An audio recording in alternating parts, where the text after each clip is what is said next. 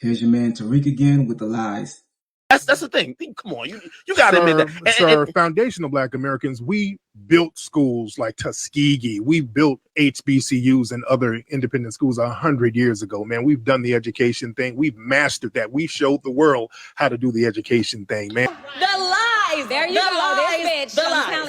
First of all, the education thing isn't something that you do 100 years ago. It's something that must be instilled day in, day out, generation after generation. What Tariq is basically saying is that our grandparents were educated, so we're educated, regardless of all the new advances and new technologies and global transformations that have occurred since. Now, African Americans do have a lot to be proud of when it comes to education. He mentions Booker T. Washington and Tuskegee, and what they did was nothing short of amazing. And after the Civil War, the increase in education and the literacy rate among the formerly enslaved was the greatest advancement in the shortest period of time than the world has ever seen. Plus, Black people and the Black legislators during the Reconstruction period are the reason public schools exist in America. And that's just to name a few of the areas in which African Americans can and should take a great deal of pride when it comes to the education thing. However, African Americans did not master education. None of us have. Africans around the world are subjected to Western education. But I'm going to focus on the topic, which is America. First, there's this. One remarkable example of cooperation between Jews and blacks began in 1910, when Julius Rosenwald, the Jewish philanthropist and president of the Sears Roebuck and Company department stores, read a book by Booker T. Washington, an educator who started his life as a slave, but eventually built up the illustrious Tuskegee Institute in Alabama.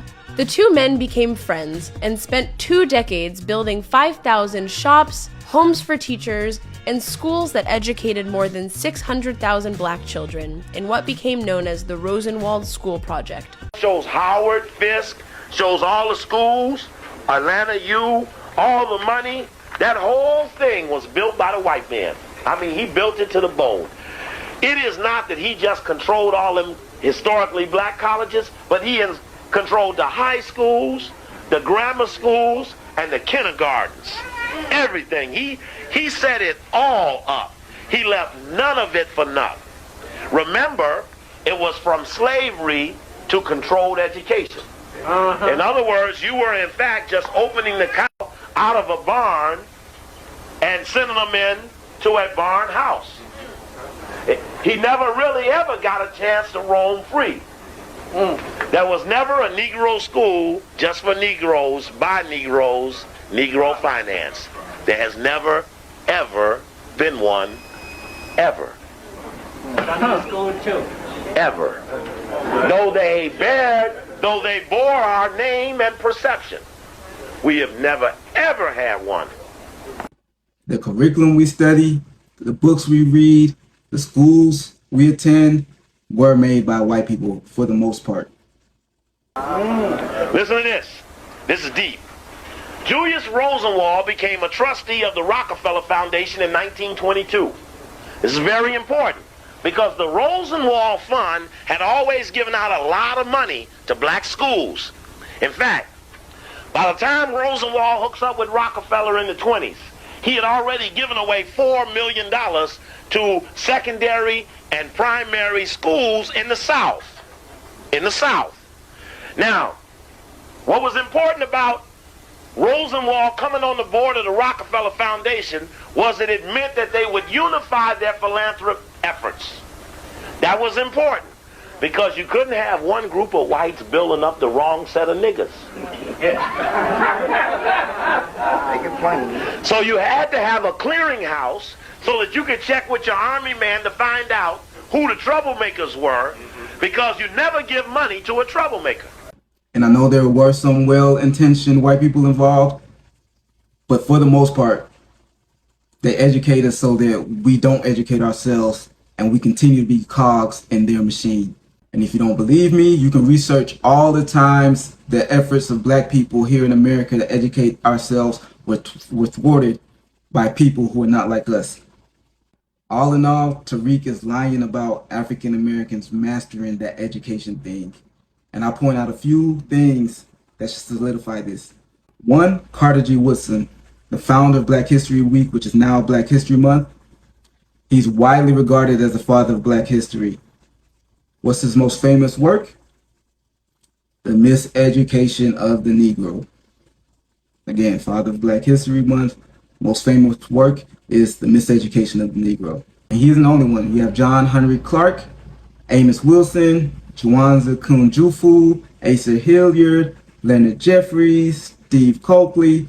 Pretty much every respected Black person that has dedicated their life to educating the Africans here in America has made the fact that we are being miseducated as a thesis of their career. Even Dr. Umar today is raising an alarm about Black children being put in special education, the overuse of prescription medication, and the school to prison pipeline.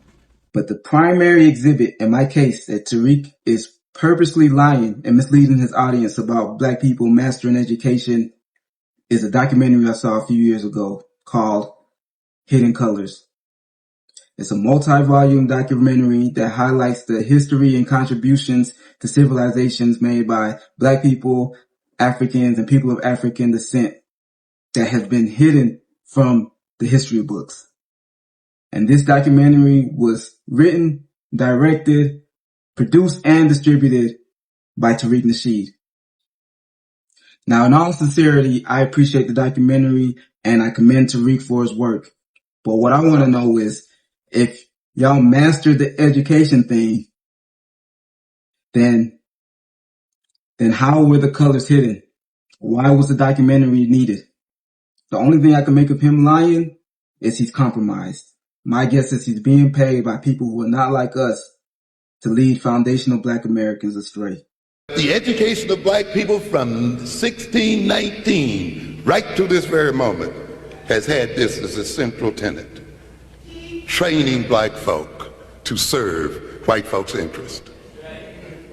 Training Black folk to be as productive as possible for Europeans, with the Europeans owning the means of production.